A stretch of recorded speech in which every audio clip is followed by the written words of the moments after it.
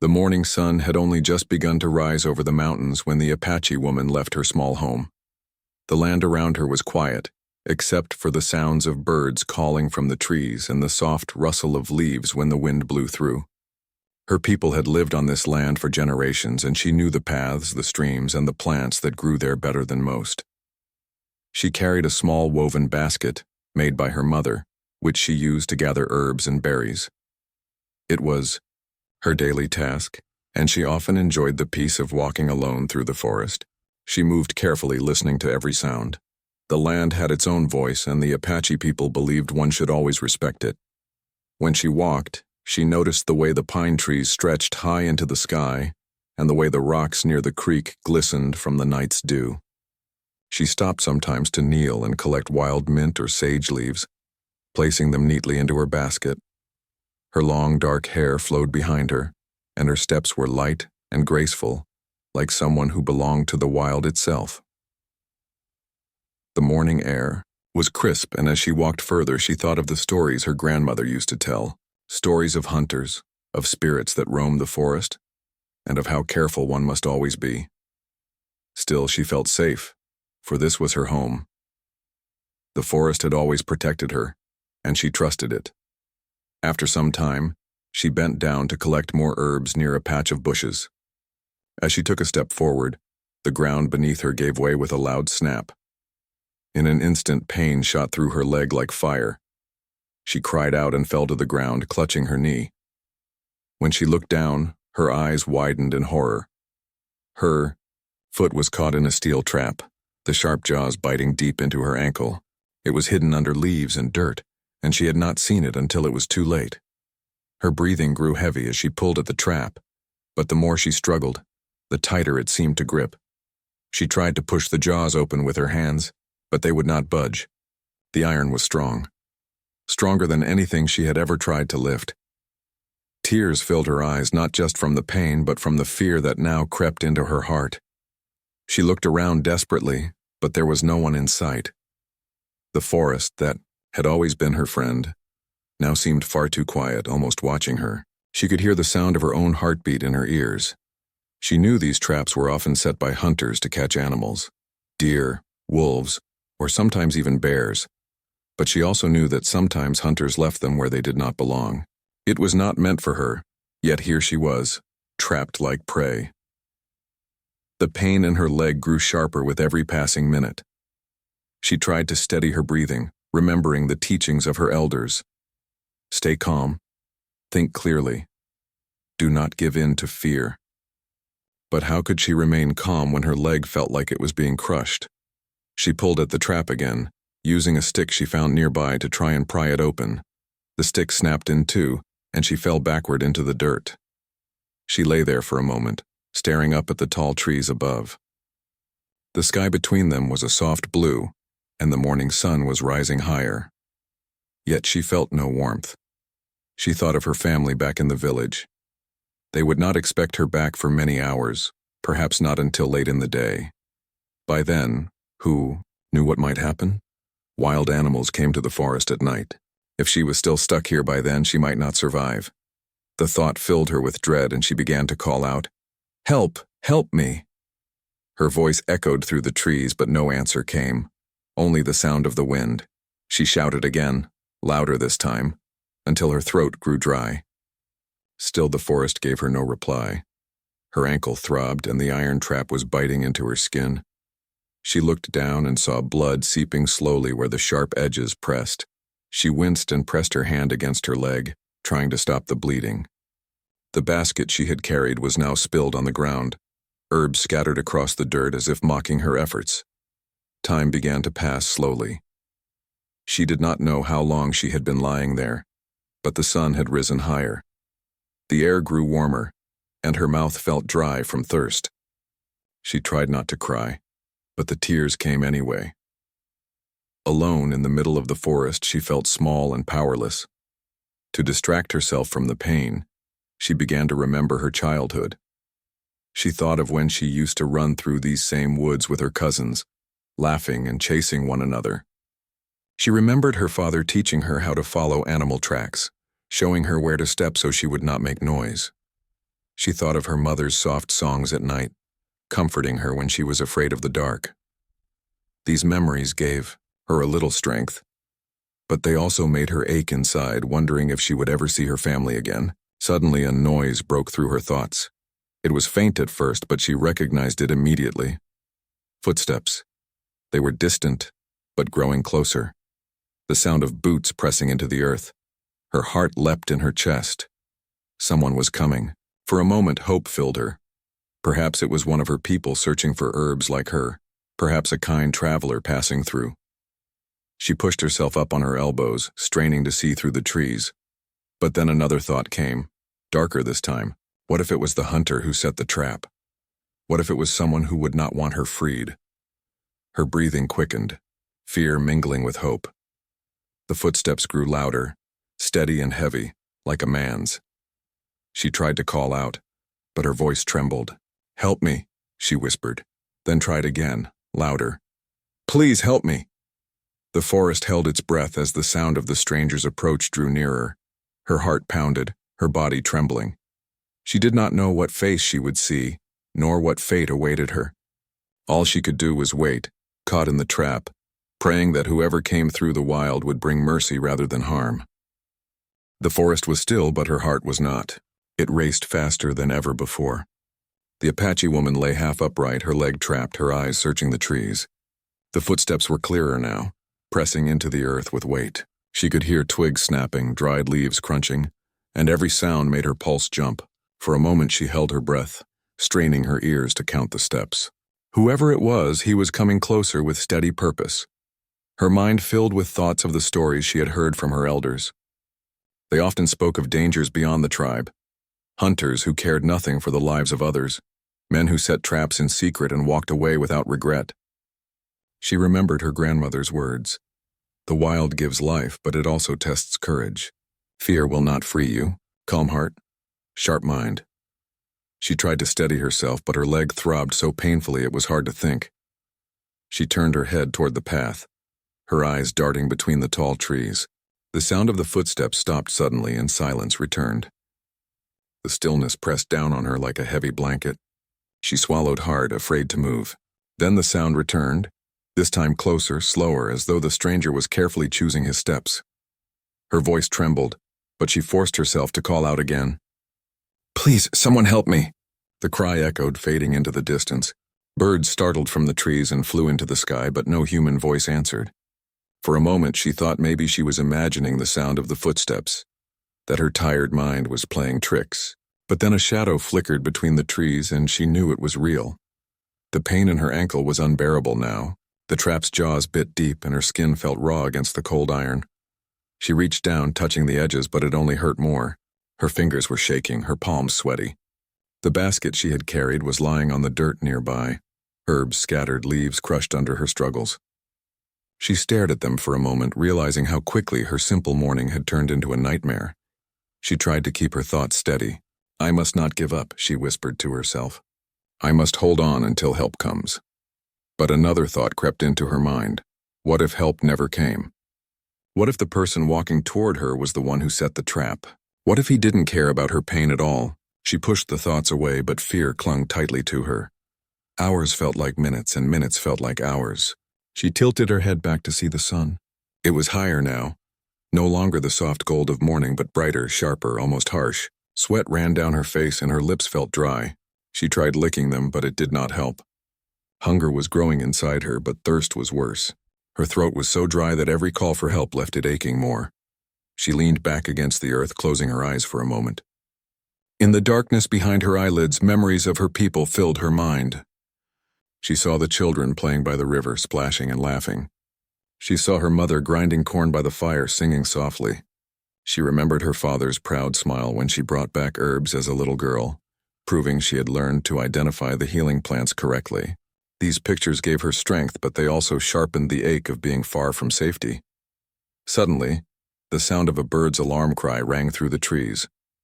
It startled her and she turned her head sharply. The footsteps were louder again. This time they were close enough that she could hear the faint clink of metal, perhaps a belt buckle or a weapon. She froze. Her breath came in shallow gasps and her body shook with tension. She wanted to call out again, but her voice caught in her throat. What if the stranger meant her harm? What if he saw her as nothing more than prey? Just like the animals the trap was meant for. She bit her lip, holding back tears, forcing herself to stay silent for a moment. Her leg throbbed again, and she clenched her fists in the dirt. She could not stay quiet. She needed help. With every bit of courage she had, she raised her voice once more. Please, I am trapped. Please help me. The footsteps stopped again. She listened hard, her whole body tense. Then after a long pause, the sound of movement returned. Slower this time, as if the man was listening too. She could almost feel his presence now. Though she still could not see him clearly, a figure was moving between the tall pines, his outline just visible in the shifting light. Her heart pounded so hard she thought it might burst. She wanted to crawl away, but the trap held her firmly. She tried to drag herself backward, clawing at the dirt, but the iron teeth bit deeper when she moved. She cried out softly, pressing her hands against her leg. The figure grew clearer. It was indeed a man. He carried a rifle slung over his shoulder, and his clothes were rugged, worn from many days in the wilderness. His boots pressed into the dirt with each step, and the sound of his approach was heavy and sure. He was not a member of her tribe, she could see that already. His skin was pale, his beard rough, his eyes sharp as he scanned the forest. Fear and hope battled inside her chest. If he was the hunter who set the trap, what would he do now? If he was a stranger just passing through, would he care enough to help? She could not tell.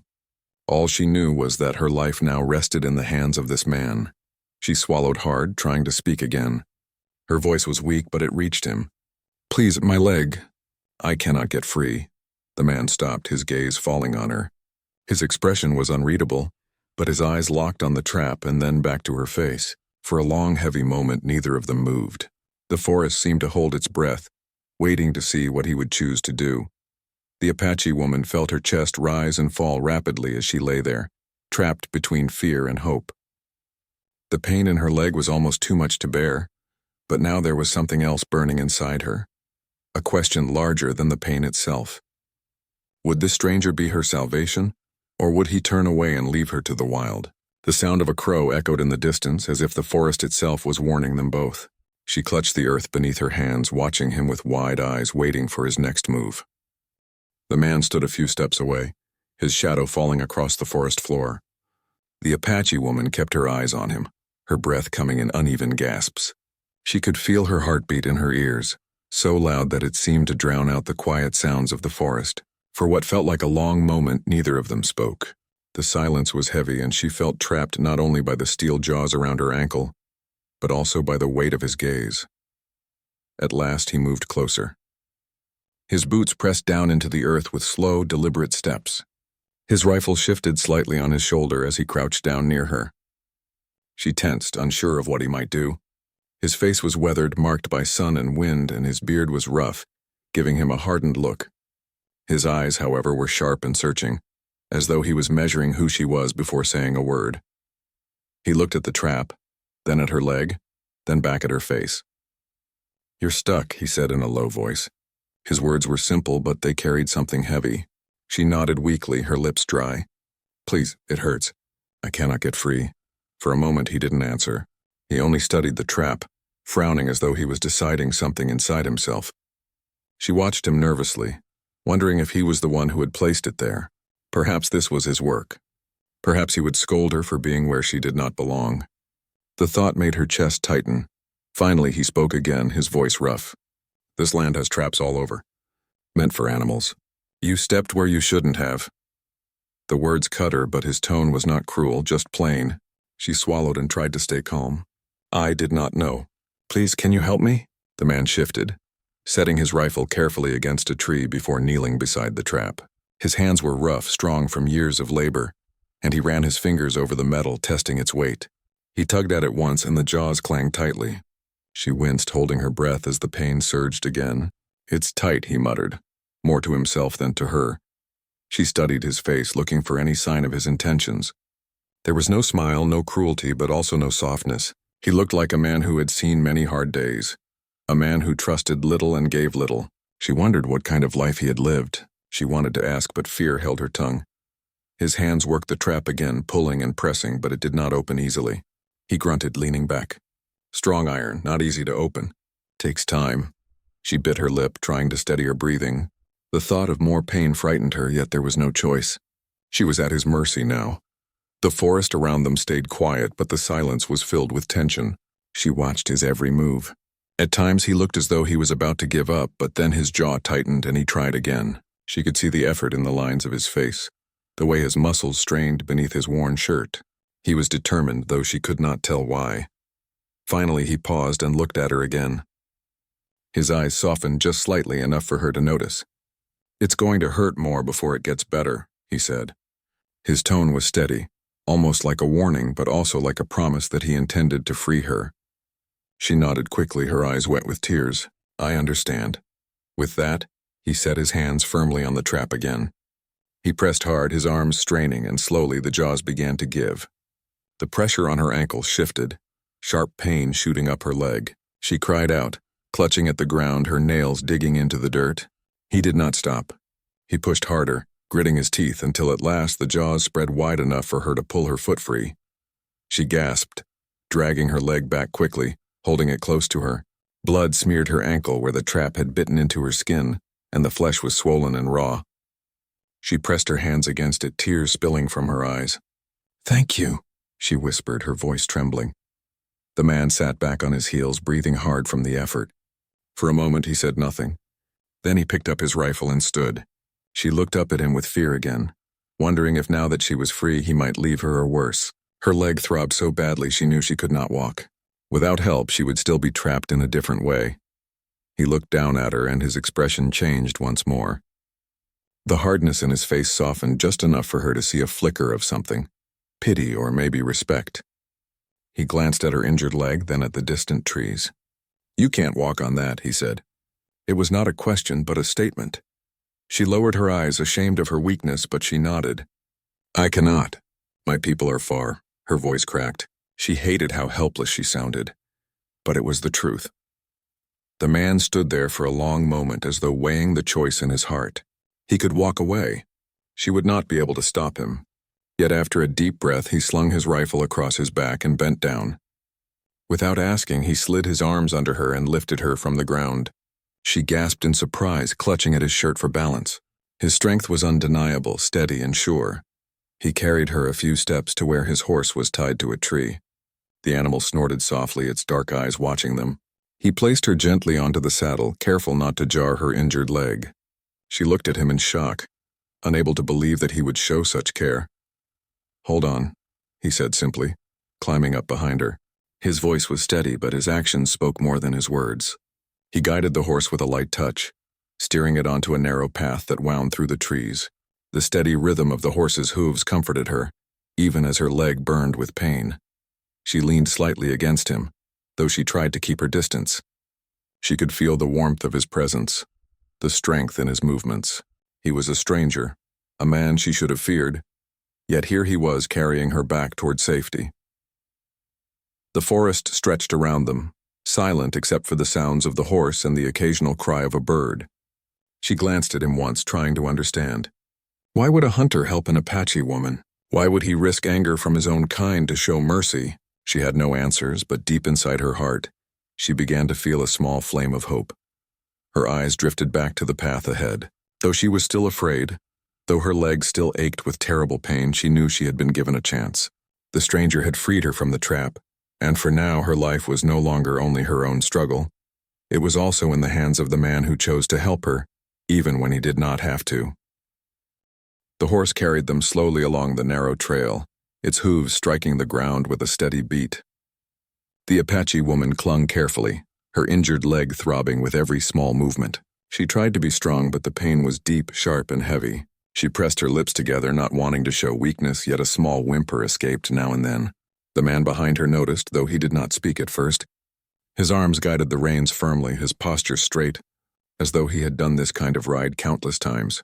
For a long while, the only sounds were the horse's breathing, the clop of hooves, and the whisper of the wind through the tall pines. The forest, which had once seemed threatening and lonely, now felt different. It still held shadows and silence, but the stranger's presence, though uncertain, gave her a sense of safety she had not expected. She dared to glance back at him once. His jaw was set, his eyes fixed on the path ahead. There was no sign of cruelty in his face, only focus, as if he was carrying a heavy responsibility. The trail grew steeper as they moved toward a ridge. The horse slowed and the woman clutched tighter at the saddle to steady herself. Her leg shifted slightly, sending a wave of pain up her body. She winced and the sound caught his attention. He leaned forward just a little and spoke in a rough but calm voice. "Hold steady. We'll stop soon." True to his word, he guided the horse into a clearing where a small stream trickled down from the rocks. He slid down from the saddle and then reached up to help her down carefully. She was light in his arms, but he moved slowly as though afraid of causing her more hurt. He set her gently on the grass near the stream, kneeling beside her. She looked at him, her dark eyes wide with caution, still unsure of who he truly was. He pulled a cloth from his pack, dipped it in the stream, and pressed it gently against her swollen ankle. She hissed in pain, her fingers gripping the grass, but she did not pull away. The cool water soothed her skin, though the wound was deep. He studied it closely, frowning. "It'll heal," he said finally, "but it will take time. You won't be walking far on it." She swallowed, her throat dry, and asked softly, "Why do you help me?" Her voice trembled, not just from pain, but from the uncertainty burning inside her. He paused at her question, his hand still holding the damp cloth against her ankle. His eyes lifted to hers, and for a long moment he did not answer. Then he turned away, looking at the forest as though the trees themselves might give him the right words. "I've seen enough traps," he said at last, his tone low. "Animals caught. Sometimes people, suffering, crying out, and no one there to listen. Doesn't sit right with me to leave it that way." His words were simple, but they struck deep. She studied his face, wondering about the life he had lived, the things he had seen that made him speak with such weight. For a while, they sat in silence. The stream gurgled softly, and the air smelled of pine and earth. He wrapped her ankle with the cloth, tying it firmly to slow the bleeding. She whispered her thanks, and though he gave no reply, a slight nod told her he had heard. When the horse had rested, he lifted her again, placing her gently back on the saddle. She held on as he climbed behind her, guiding the horse once more. The journey continued, each step taking them closer to her people. The day stretched on, the sun climbing high above them. Shadows of eagles circled across the ground as they passed open fields, and the forest slowly began to thin. Her body grew tired, and she leaned slightly against him, no longer able to hold herself straight. He did not move her away, but let her rest against his chest as the horse carried them onward. At times, she opened her eyes to glance at him. His face remained steady, calm, though his eyes scanned the land around them carefully, always alert. She realized he was not only carrying her, but also guarding her, watching for dangers along the way. That thought gave her comfort, and though she still feared the unknown, she felt a trust beginning to grow. As the sun dipped lower, painting the sky in shades of orange and gold, the man pulled the horse to a stop at the edge of a hill. From there, she could see far into the distance. Smoke curled into the sky from small fires, and faint voices carried on the wind. Her heart leapt. "My people," she whispered. He looked toward the village but did not move closer right away. Instead, he stopped, staring at the horizon as if thinking. She turned to him, confusion in her eyes. "You will take me there?" she asked, her voice soft but filled with hope. He nodded slowly, but his face was unreadable. "Yes, but not too close. They will come to you," she understood. He was not one of her people. His presence in her village might cause fear, anger, even conflict. He knew that, and so did she. Yet he had brought her this far, carried her when he did not have to, and freed her from a trap that might have ended her life. That truth filled her heart with a warmth stronger than words. He guided the horse down the hill, stopping near the edge of the open land. As if sensing the moment, he dismounted and lifted her down once more.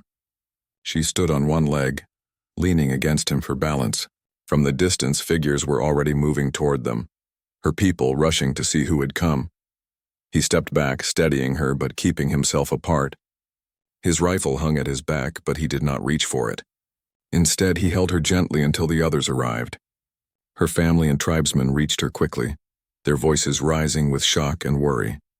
They took her into their arms, their eyes flickering with suspicion toward the stranger standing nearby. She turned her head, meeting his eyes one last time. "Thank you," she whispered. Her voice carried not only gratitude but also something deeper, a promise that she would never forget his kindness. He gave a small nod, his expression calm but distant. Then, without another word, he stepped back toward his horse. He mounted in one smooth motion, turned the animal toward the forest, and began to ride away. She watched him until the trees swallowed his figure. Even as her people surrounded her with care and questions, her thoughts remained with the man who had appeared like a shadow in the wild, freed her from pain, and carried her back to safety. In her heart, she knew this memory would stay with her forever, a story she would pass down just as her grandmother had told her stories before. The Apache woman's people gathered around her, their faces full of concern and curiosity. Mothers lifted their children, brothers and uncles whispered hurriedly to one another, and elders came closer, examining her leg and asking questions about what had happened. She stood carefully, leaning slightly on a sturdy branch a tribesman held for her support. Her ankle throbbed with every heartbeat, but relief warmed her chest. She was alive. She had been rescued. She told her family what had happened in the forest, recounting how she had stepped into the hidden trap, how she had struggled in pain, and how fear had gripped her heart. Her voice trembled at times, but she did not stop.